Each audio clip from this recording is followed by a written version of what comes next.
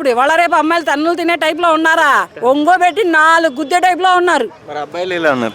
వాళ్ళు కూడా కత్తులు బాంబులు ఉన్నారయ్యో. కుక్కర్లో ఉడకబెడుతున్నాడు అంటే వాడెవడు, 100% అట్లనే ఉన్నారు. అమ్మాయిల సంఖ్య తక్కువ ఉంది అని చెప్పేసి జనాభా కౌంటింగ్ లో తేలింది.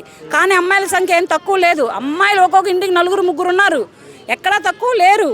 కానీ ఇప్పుడు వస్తున్నదల్లా ఏంటంటే అమ్మాయి అమ్మా నాన్నల దగ్గర ఉండిపోతుంది, పెళ్లి చేసుకోవడం లేదు, పిల్లనివ్వడం లేదు.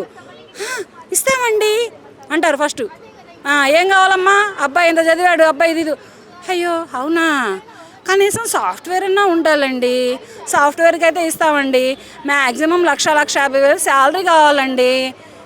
తర్వాత కోపాలు దిగాకులన్నా వస్తే మళ్ళీ ఊర్లోనే ఇస్తారు. మళ్ళీ వేరే ఊరు ఎక్కడికి ఎవరు? ఇప్పుడు వైజాగ్లో పిల్లలు ఉన్నారనుకో, హైదరాబాదు, గుంటూరు, విజయవాడ, మెడ్రాసు, బెంగళూరు, చెన్నై, కలకత్తా, బాంబే ఇటువంటి రాష్ట్రాలకు ఎవరు?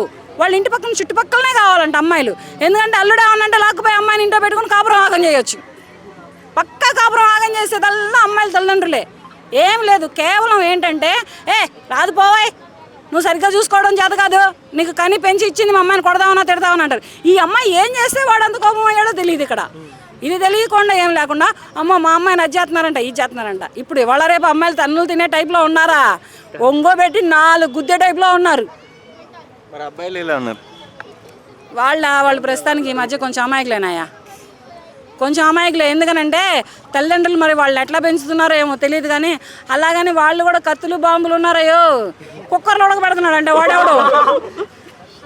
వాడెవడో పెళ్లి చేసుకొని అమ్మాయిని కుక్కర్లో ఉడకబెట్టాడంట. మన బాచుపల్లిలోనే, హైదరాబాద్ ఊరిలో బాచుపల్లిలో ఇక్కడ మొదలు పెడితే సాఫ్ట్వేర్ ఉద్యోగస్తుడు అమ్మాయిని డొక్కల్లోకి వచ్చాడు. 32 కోట్లు పడ్డాయి. అది సరిపోదన్నట్టు కాలేజీకి కొట్టాడు. అయిపోయిన తర్వాత అది సరిపోదన్నట్టు తల్లిని, ఒక 2 ఏళ్ల బాబుని కలిపి వదిలేసేసి గ్యాస్ సిలిండర్ వదిలేసి వెళ్ళిపోయాడు. ఇట్లాగే వీడు వాళ్ళు కొత్తగా సృష్టించాడు అనమాట. వాడు కొంచెం రొటీన్గా ఉంది, ఇది కొత్తగా ఉంది. కుక్కర్లో మనిషిని ఉడకబెడతానేంటి, ఏం చేసుకున్నాడు వీడు? వీడు ఎంత డిప్రెషన్కి లోన్ అయ్యాడో, ఆ అమ్మాయి ఏ రకమైన టార్చర్ పెట్టిందో. అంటే అతను ఒక ఆర్మీ పర్సన్ అంట, మంచి ఎక్స్పీరియన్స్ పర్సన్. అక్కడ ఏం చేస్తే వీడిని రిటైర్ చేశారు, ఇది కూడా ఆలోచించాల్సిన విషయమే. కానీ ఈ అమ్మాయి ఏం చేస్తే అతను ఆ స్థాయికి అనేది వెళ్తాడు. ఒక ఆర్మీ అంటే పేషెన్సీ ఉంటుంది మెయిన్. అది అమ్మాయి అయినా అబ్బాయి అయినా ఆర్మీలో జాయిన్ అవ్వాలన్నా, పోలీస్ డిపార్ట్మెంట్లో జాయిన్ అవ్వాలన్నా, రైల్వే డిపార్ట్మెంట్లో జాయిన్ అవ్వాలన్నా ఫస్ట్ పేషెన్సీ ఉంటేనే ఇటువంటి వాళ్ళని అందరినీ గవర్నమెంట్ తీసుకుంటుంది. సెంట్రల్ గవర్నమెంట్ అయినా, స్టేట్ గవర్నమెంట్ అయినా. ఇతను ఇంతటి పేషెన్సీని కోల్పోయి ఇంతటి విచక్షణారహితంగా అమ్మాయి పట్ల ప్రవర్తించాడు అంటే ఈ అమ్మాయి ఏ రకంగా వెళితే అతను అలా ప్రవర్తిస్తాడు. సంక్రాంతికి వస్తున్నాం సినిమా చూపించి మరి ఇంటికి తీసుకొచ్చి ఈ రకంగా చేశాడు.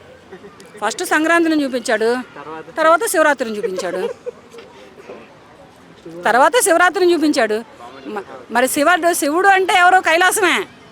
శివరాత్రి శివుడు అంటే కైలాసమే. మరి దగ్గరకే పంపించాడు. అలాగే అమాయకులైనటువంటి అమ్మాయిలు ఉన్నారు. అమాయకులైనటువంటి అమ్మాయిలకి ఇటువంటి మూర్ఖులు, పశువులు దొరుకుతున్నారు. అమాయకులైనటువంటి అబ్బాయిలు ఉన్నారు. అటువంటి వాళ్ళకి ఇంట్లో ఒకడు, వీధిలో ఒకడు దొరుకుతున్నారు. ఇంట్లో మొగుడు, వీధిలో ప్రియుడు. అదేదో పాత సినిమా వచ్చిందయ్యో, వంటింట్లో పురాలు. అదే ఇప్పుడు ఏంటంటే ఇంట్లో మొగుడు, వీధిలో ప్రియుడు.